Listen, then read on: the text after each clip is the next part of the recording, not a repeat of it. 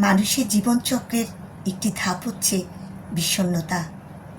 আমার মা যখন মারা গেল, আমি তখন বিষণ্ণতায় ডুবে গেলাম। বিষণ্ণতায় ডুবে ডুবে একদিন নিজেকে শক্ত মনের অধিকারী করলাম, আর মনের মধ্যে এই বোধ জাগালাম, মানুষ মাত্রই মরণশীল, একদিন আমাকেও মরতে হবে।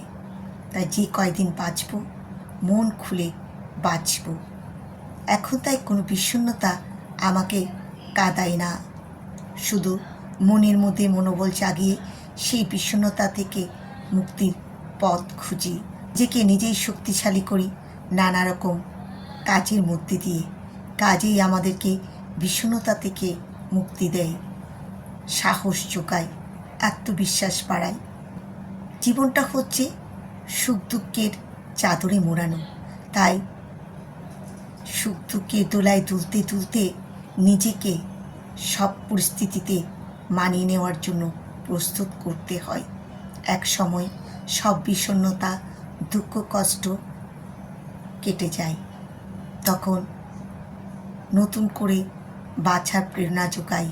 পৃথিবীর রূপরস গন্ধ উপভোগ করে জীবনের সময়গুলো অতিবাহিত করি, আর এটাই হচ্ছে জীবনচক্র। এই জীবনচক্র কখন থেমে যাবে আমরা কেউ বলতে পারি না। তাই যে কয়দিন সময় পাওয়া যায়, বাঁচা যায়, মন খুলে বাঁচতে হবে।